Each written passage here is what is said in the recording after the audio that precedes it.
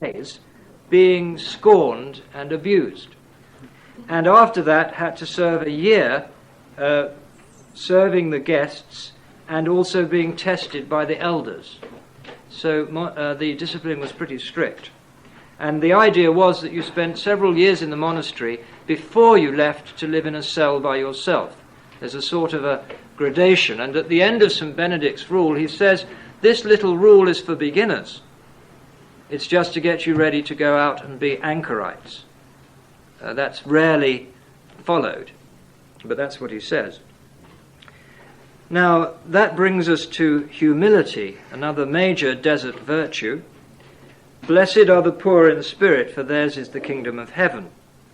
Father Antony said, and this is a notable saying, he said, I saw the snares that the enemy spreads out over the world, and I said, groaning, what can get through from such snares?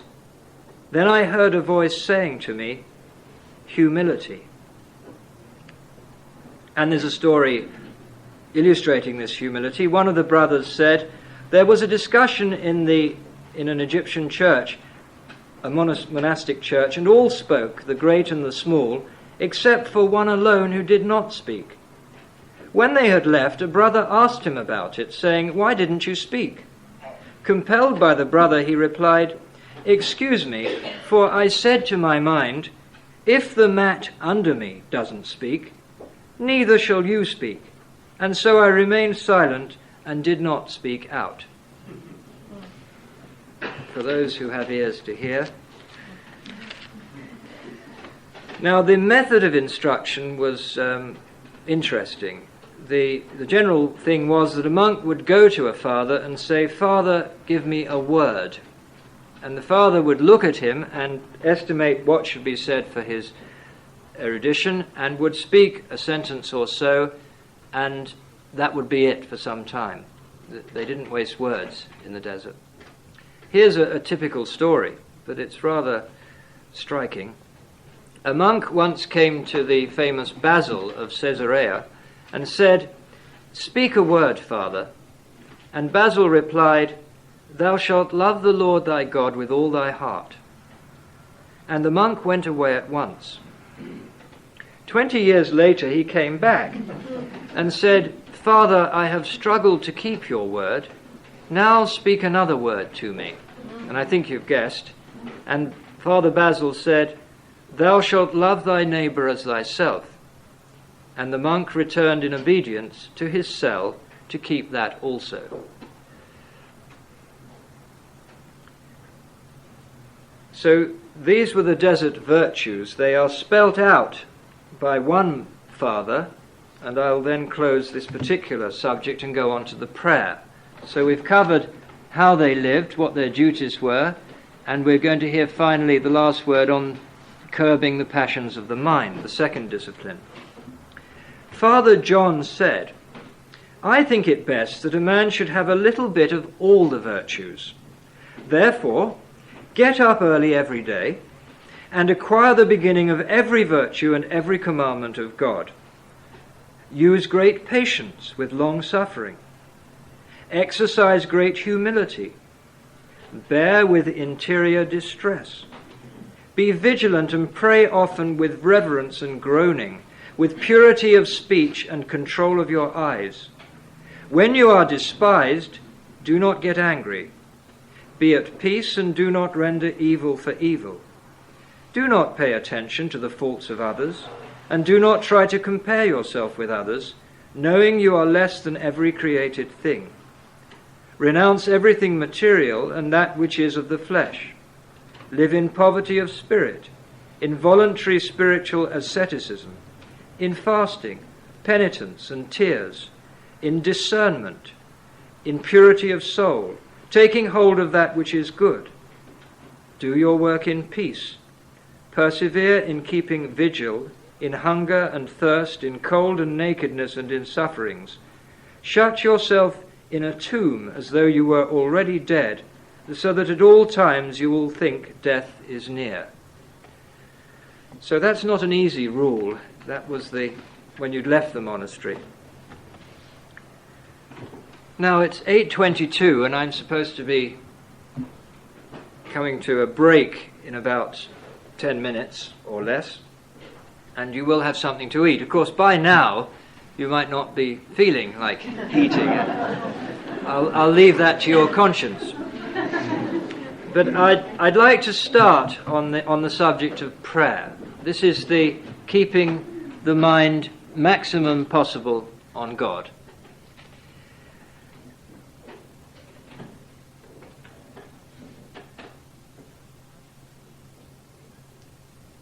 St Antony is described at prayer by Father Isaac, who said, "Sometimes I saw him so long at prayer and with a mind so transported that the sun," remember they prayed all night, "that the sunrise would catch up with him, and I could hear him cry out from the ardour of his soul, 'Why, O sun, why are you getting in my way?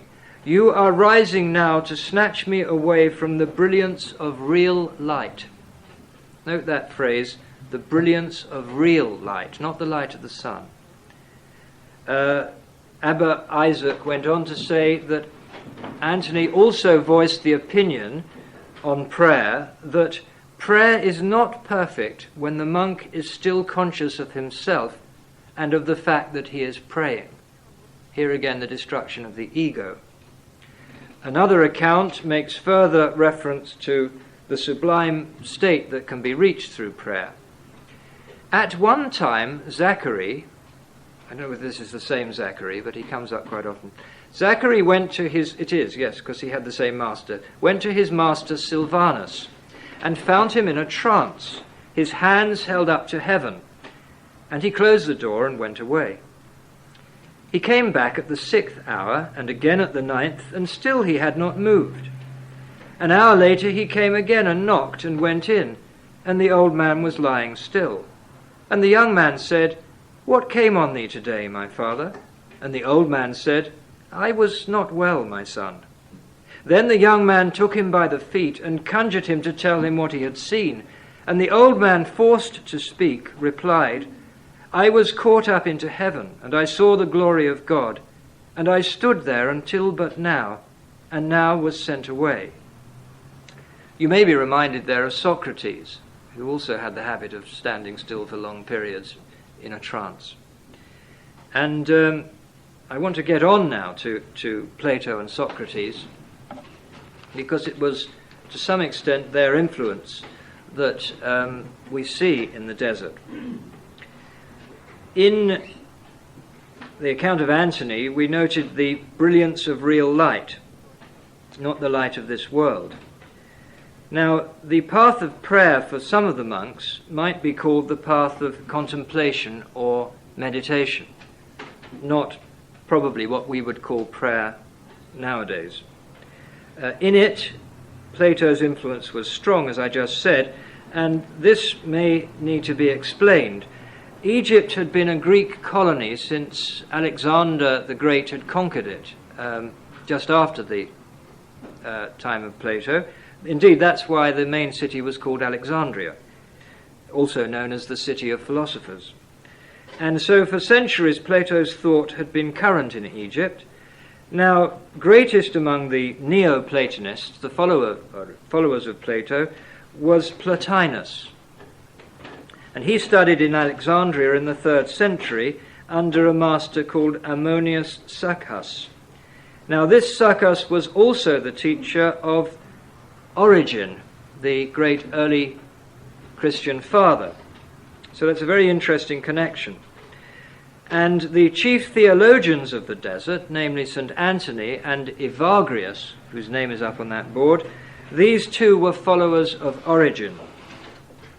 And it was through Origen that they came to inherit the great teaching of Plato of the divine essence of man, which was attained through contemplation.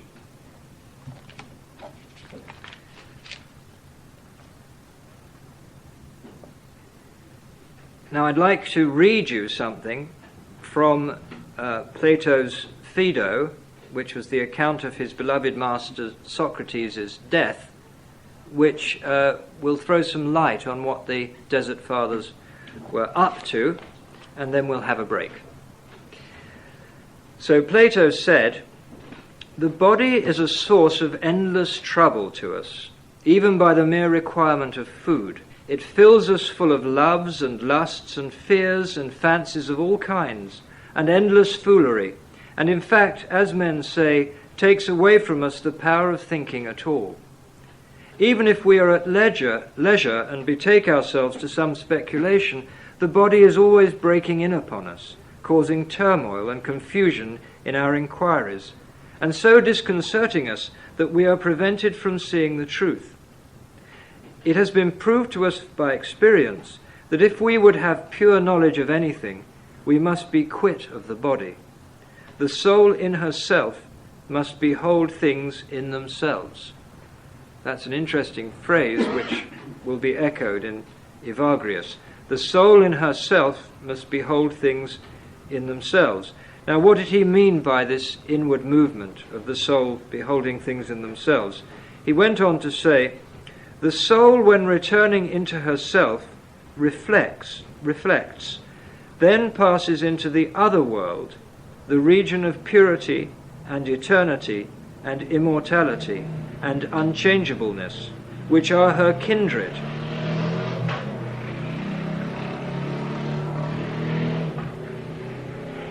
So, in this other world, purity, eternity, immortality, and unchangeableness are the kindred of the soul, natural to the soul. And with them she ever lives when she is by herself, and is not let or hindered. Then she ceases from her erring ways, and being in communion with the unchanging, is unchanging. And this state of the soul is called wisdom. We had a quotation from Plato, and if you think this is getting long, I'm missing 2 pages for every one I read at this stage. Should have been 2 evenings' lecture. Evagrius, who was an Origenist, that is to say, Origen was a Platonist and Evagrius was a follower, just like St Antony was. Evagrius came to the desert in 383. What did he say about prayer? Because he's the main writer on prayer from the desert. He was really talking about contemplation, or if you like, meditation, because this is what he said. He said, "Prayer is the ascent of the intellect to God." And when he said intellect, he used, I believe, the Greek word nous, some of you may have met, which is a lot to do with the divine essence of the soul. Now he said, if you wish to behold and commune with him who is beyond sense perception and beyond concept, you must free yourself from every thought. The intellect will not see the place of God in itself unless it rises above all thought of material and created things.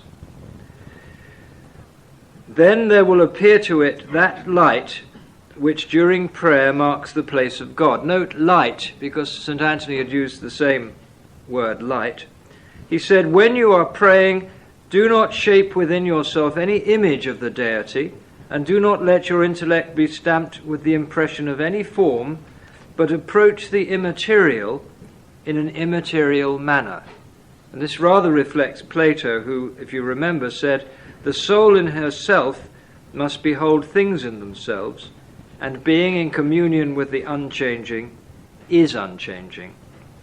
Evagrius went as far in one of his most extreme statements as to say, a soul pure in God is God. Quite extreme.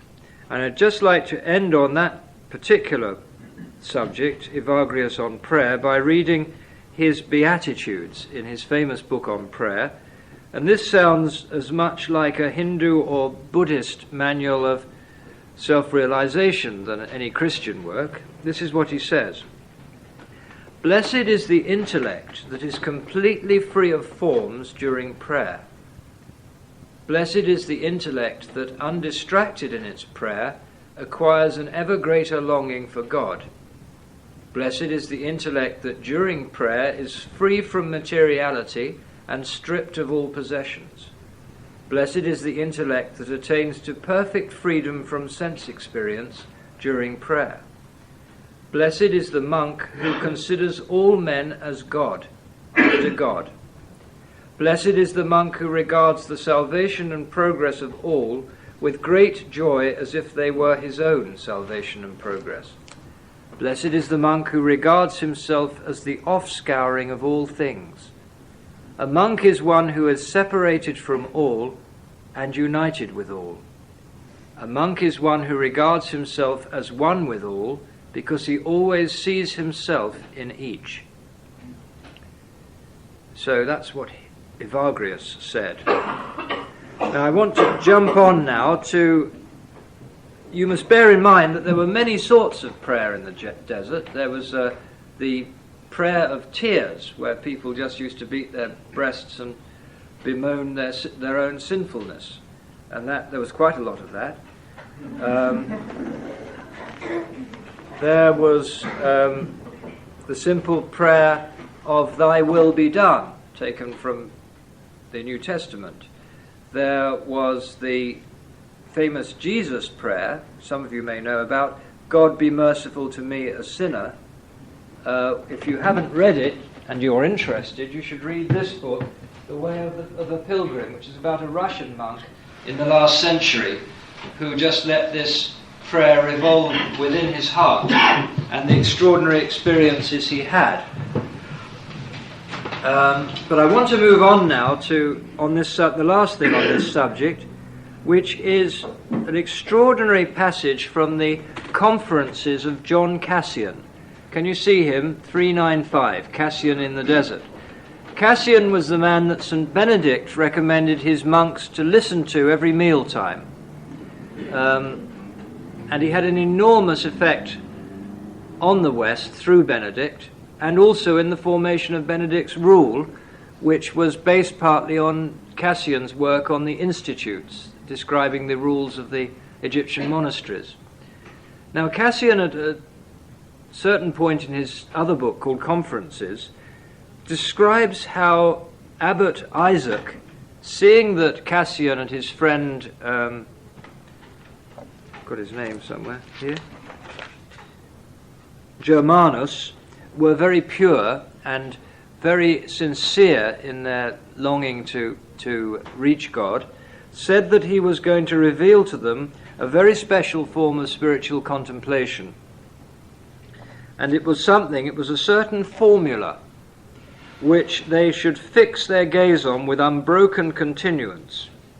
And he said every monk in his progress towards continual recollection of God, and here I must say that in the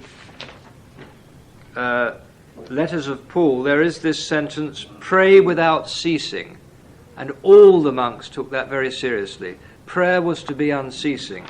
Now Isaac is revealing to these two a special formula which brings us towards continual recollection of God, ceaselessly revolving in one's heart, having got rid of all kinds of other thoughts, because the monk cannot possibly keep his hold over it unless he has freed himself from all bodily cares and anxieties.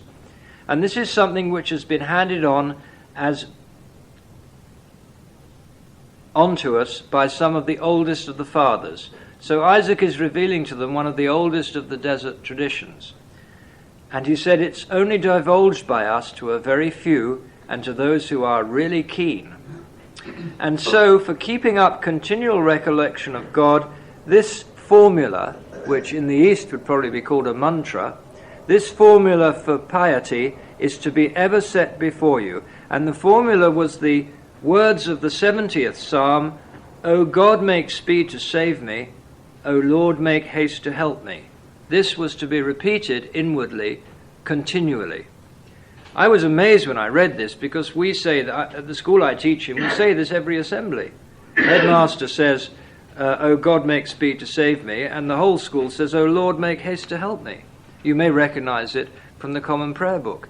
Benedict made it the first thing that was said at every service of the Psalms throughout the day. And now I've discovered why, because this was apparently the secret saying or mantra of all the monks.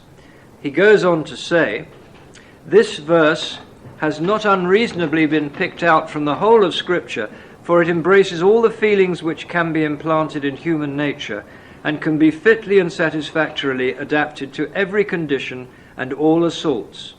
The thought of this verse should be turning unceasingly in your heart.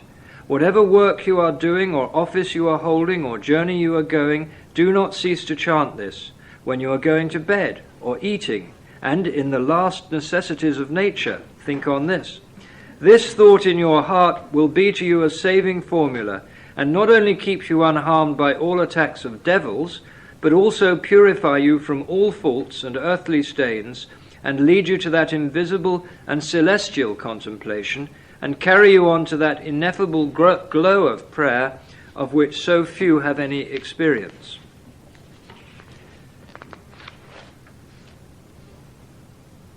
Now, those of you that know the cloud of unknowing will recognize a very similar thing in the Western tradition, medieval tradition. Now, I want to move on quickly, I'm afraid, to the subject of love, which of course was the main teaching of Jesus. And so far we've seen a lot about asceticism and a lot about prayer. Now, love was considered to be a necessity if you were going to pray properly anyway. You may remember Jesus said, "And when ye stand praying, forgive if you have aught against any, that your Father also which is in heaven may forgive you your trespasses." And only if you can forgive and have love will you have the necessary peace of mind to practice these prayers, these contemplations. One of the fathers said, "If we dwell upon the harms that have been wrought on us by men, we amputate from our mind the power of dwelling upon God."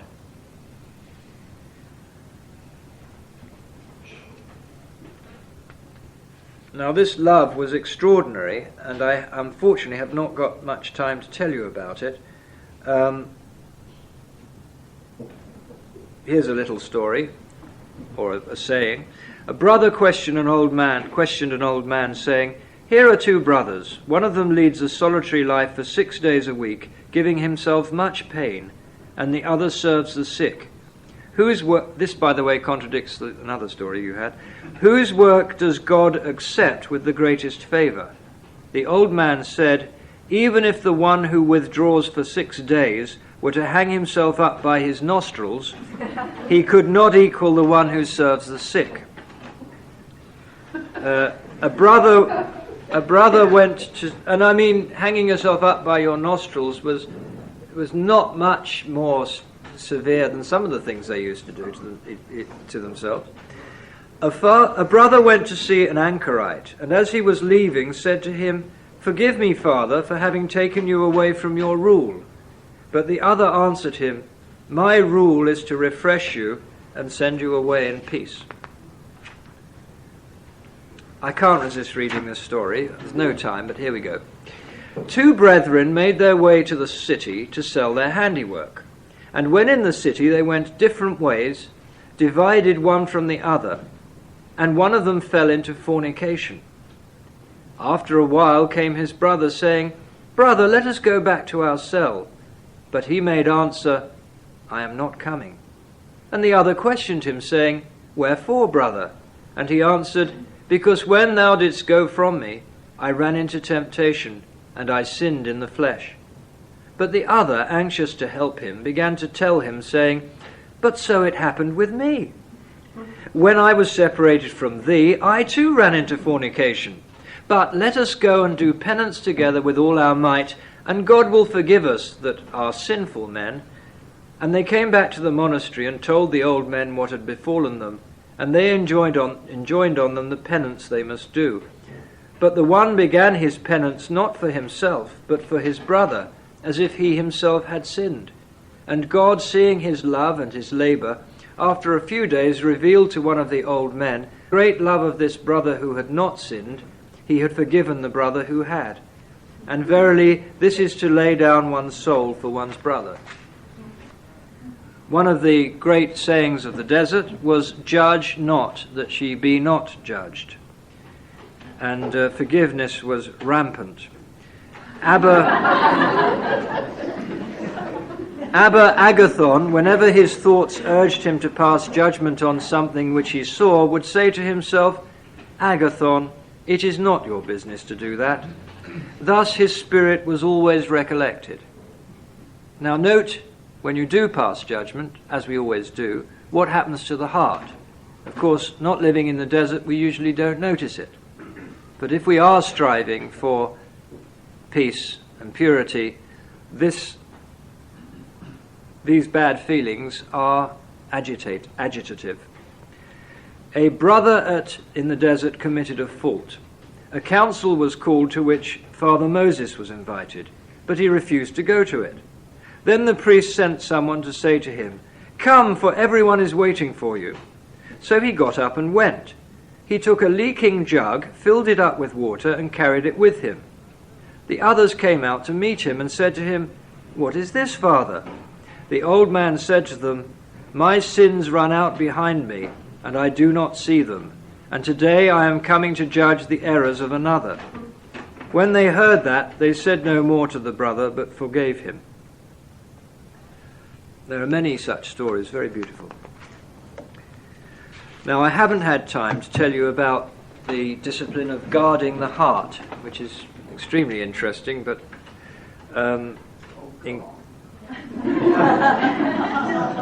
I can tell you a little bit.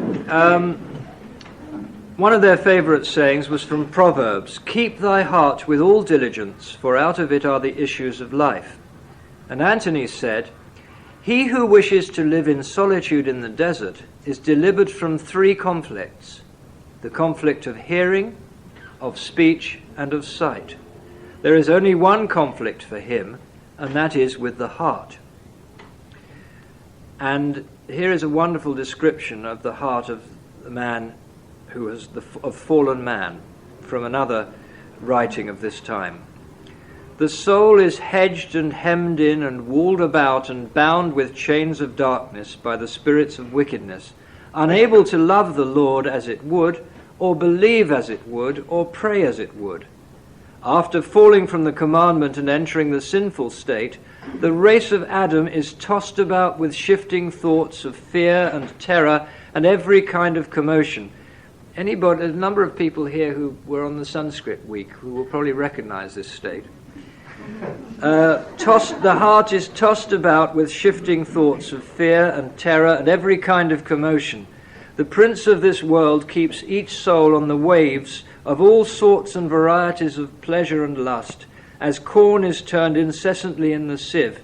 He keeps men's thoughts rocking about in various directions, and shakes and entices them all by worldly lusts and pleasures of the flesh and fears and commotions.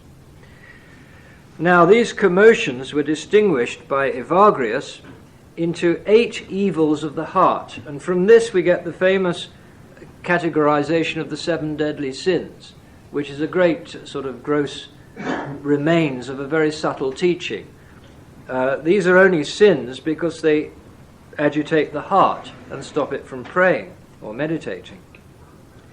And Evagrius, after Antony, also evolved the science of demons. Now, I know it's not fashionable to talk about demons or devils, but it was a wonderful way of externalizing these feelings of gluttony, fornication, avarice, grief, etc., etc. And Evagrius said, through gluttony, unchastity, avarice, and he's not talking about the actual act, he's talking about the thought. Through gluttony, unchastity, avarice, anger, rancor, and the rest of the passions, the intellect grows coarse and cannot pray as it ought. For when the passions are aroused in the non-rational part of our nature, they do not allow the intellect to function properly. You must continually watch the head of the serpent, the fathers used to say, meaning the first appearance of any thought. And finally, I'll just give St Antony's description. He was, of course, famous for his struggles with demons. The first time I heard of him was the many, many great paintings called The Temptations of St Antony, where you get these beautiful ladies with not much on surrounding him, and he's trying to attend to his prayer.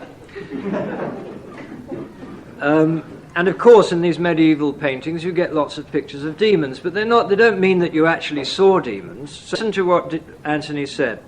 "Truly, my children, they are jealous of us at all times with their evil counsel, their secret persecution, their subtle malice, their spirits of seduction, their fraudulent thoughts, which they sow in our hearts every day. If you seek, you will not find their sins and iniquities revealed bodily, for they are not visible bodily, but you should know that we serve as bodies for them, by inviting them with our thoughts," I think was his meaning. And this was and this is final, this was the reason, this was the rationale of those rather terrible psalms. You know those psalms where it says, "We shall beat the children against the rocks, beat the heads of the children against the rocks," this sort of thing, which people have found very difficult to justify. They're talking about demons. So Antony was visited by his friends regularly because they always thought they'd find him dead. They used to hear all these terrible sounds coming out of his cell as he struggled with these demons. And they heard him singing, "Let God arise and let his enemies be scattered." Of course, you'll recognize the psalm. "And let them that hate him flee from before him. As smoke vanishes, let them vanish. As wax melts before the fire, so let the sinners perish from before God. All nations compass me about, but in the name of the Lord I repulsed them." And so this explains a lot of the psalms, which otherwise would appear rather strange, that God should be teaching my hands to war, and that I should wound my enemies that they are not able to rise. They are fallen under my feet. Then did I beat them small as the dust before the wind. I did cast them out as the dirt in the streets. This is not an ethical teaching looked on in its literal sense. So I am going to stop there and take, if I can, any questions. If you've made any sense out of this lecture at all, you may have some questions to ask. Yes? I would like to ask about this way of the Desert Fathers, the way of austerity. You referred to some of the teaching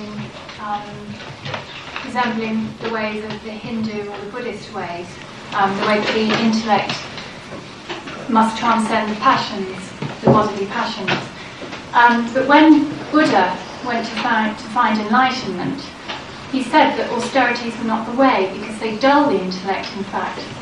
And therefore the intellect cannot be transcended. Could you speak of that? Well, yes, the austerities he was talking about were very extreme indeed. If you know the story, it was down to 1 grain of rice a day, I think, at one point. We're talking about 2 rolls a day. Yes, austerities in themselves are meaningless, and they produce pride, not humility, and that's quite true. And the Desert Fathers were well aware of this. But there is a point about the actual situation they were in. They were at a certain point in history when a very great effort had to be made. Whether this was conscious or not, I don't know. But these people were, as it were, drawing back the bow. The thing about austerities is that they do build up a tremendous energy. And in the Hindu stories, you'll find these great demons that take control of the universe do it through austerities. They get that energy from that. And some of us may have some experience of this. But the thing is what you use that energy for and what measure of life you lead. And they did lead a measured life. There were lunatics. There definitely were. And most people have heard of Simon Stylites, who used to live on the top of a pillar. I doubt if he was told to do that by an abbot, frankly. What these men had was tremendous love.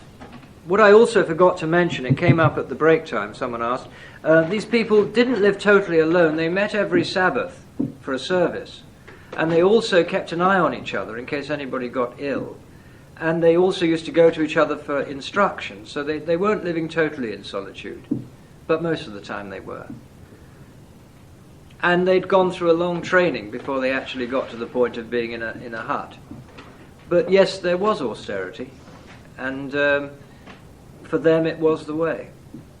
There always has to be some austerity. In fact, Krishna says in the Bhagavad Gita that without austerity you couldn't even succeed in the world. If you just did whatever you felt like, you'd not achieve anything. It's a matter of measure.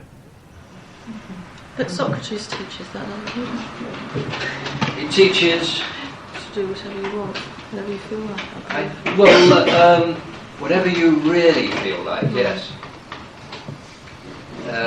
From the point of view of wisdom. But I don't recall the exact point you're quoting, so I can't really say. I mean, Socrates lived a pretty austere life. He was quite famous for his austerity. I don't mean his austerities, but his general austerity. Yes, this lecture is not meant to be a threat. Just a picture of something that happened, which we might be able to learn from. Sir? What effect would you say the Desert Fathers had on society at the time and since? Well, at the time,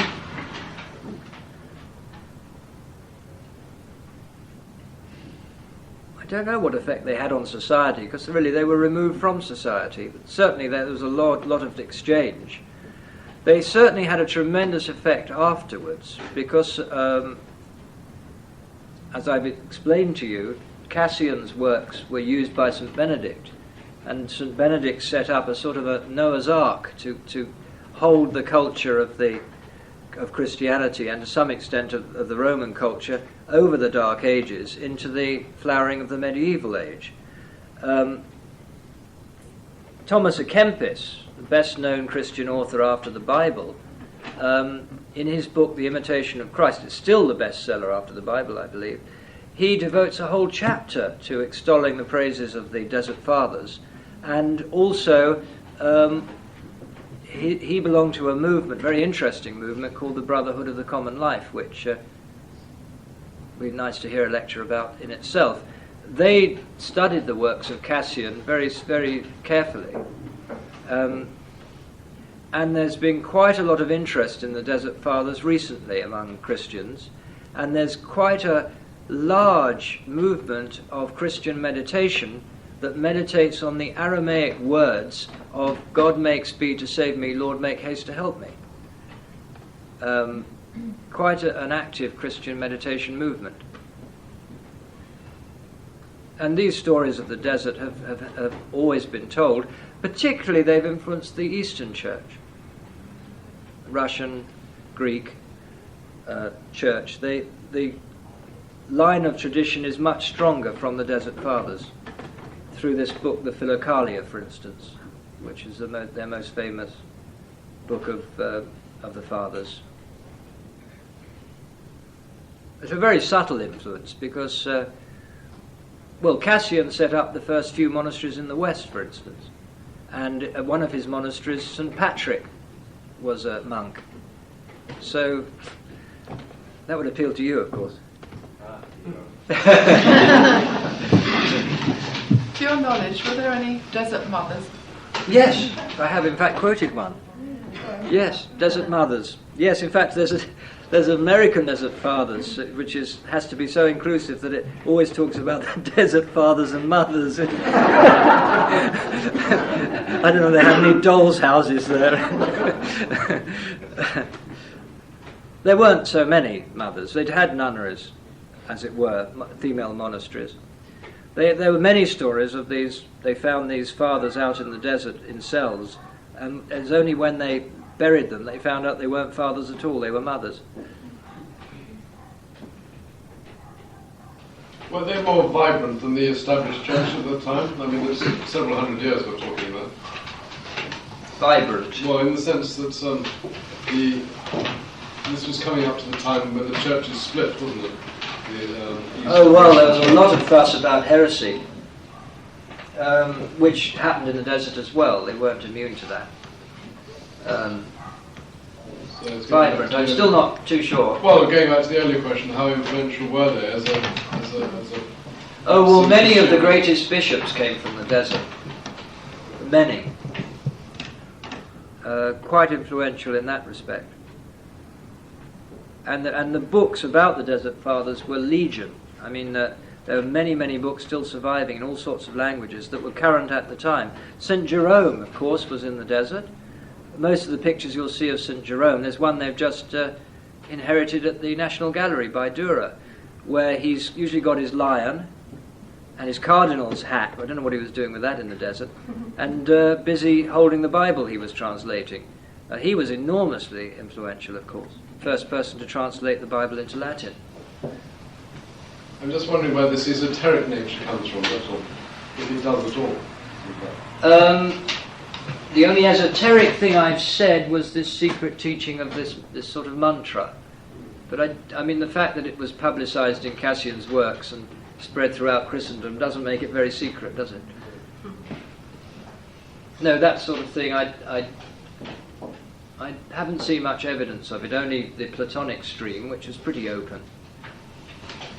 All these writings presumably were in Latin. These writings? Cassian. Cassian, yes. Antony. Antony, Coptic. Coptic, right. And this, these two lines of this psalm that was quoted intensively at the level of the heart. There's no way of knowing what language the Abbot Isaac was speaking. I don't know. I don't know what language it was.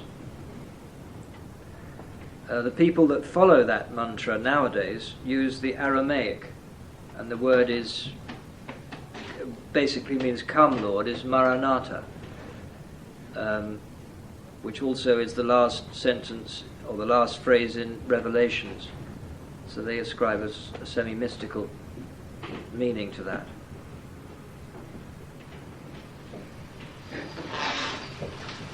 Can you go to the so-called desert in Egypt, with Egypt, modern Egypt now, and actually see evidence, physical evidence? Yes, there's a lot of archaeology.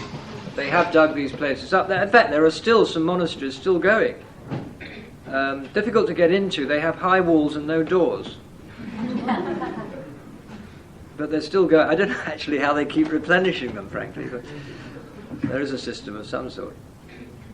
And of course in Sinai, someone was telling me that Prince Charles has sponsored a very ancient monastery dating from this time.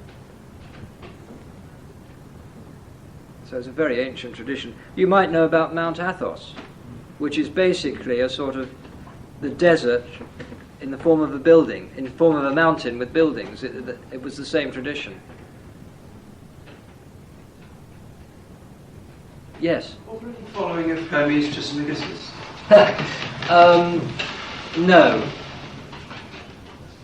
As far as I know, there wasn't. It was a Christian teaching. Alluded to the following of Socrates and Plato. Yes.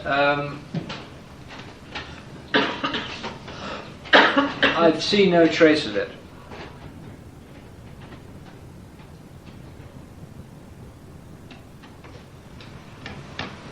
Yes. Does the beauty of the world have any place? Because the fathers seem to have turned their backs upon it. Absolutely. Yes. Well, I'm not here as a teacher, but there are different needs at different times. Now, if you look at the next great movement after the medieval movement, it was the Renaissance, centered first of all at Florence, where the enjoyment of the senses was considered very important, if it's pure and measured. And of course you've got these wonderful paintings and sculptures. And that was a way of following, if you followed Ficino, of course, who was the master at that time, that was a way of following a way of life which incorporated living in society in a very beautiful way. and was obviously relevant to that time and possibly to this time. But the end of the Roman Empire was a special situation, and things were totally collapsing everywhere. There was no sense of anything anyone could do about it or any future that could be built. Everything was just collapsing. And so extreme measures had to be taken, I suppose.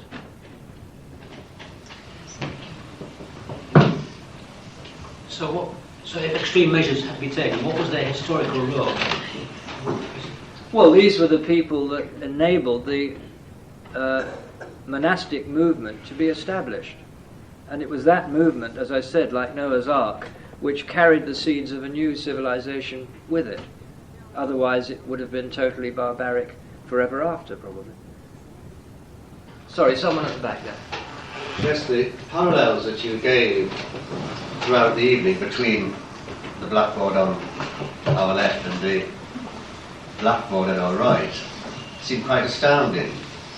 But in fact, you seem to have omitted the theology of the Desert Fathers, perhaps implying that they were very isolated in all things. But in fact, I was under the impression that their theology was very orthodox. Yes. You cannot really consider the Desert Fathers without considering their theology. Could you elaborate on their theology? Well, their theology was the theology of the New Testament, and they also knew the Old Testament very well. And the thing about the Shivapuri Baba's teaching is it applies to every religion, and even no religion, in the sense that everybody has to live in some sort of way, so they have to look after themselves and their society. They also have to find the answer to the riddle of life. I suppose they can put their head in the sand, but most people have a question: what is the meaning of life? And they need to follow that. In order to have the mental strength to hold the question and really follow it, they need these virtues, which protect us from all these agitative things coming in, like, dislike, fear. You can't think deeply when you've got all that going on inside you, which is what Plato said in the reading I read to you. But there's nothing. I mean, Jesus taught in a way that is not contradictory to what's on the blackboard on my right. You haven't mentioned Clement of Alexandria at all. Does he fit into this, or is he a part? Well, he certainly was a Platonist. I used to think Origen was one of his pupils, but in my later reading, I believe he wasn't. But I mean, he certainly knew of him. He doesn't directly fit onto this, but he was in Alexandria, and he was very well read in Plato, and so he would have had some sort of influence. Well, it looks like our time is naturally up.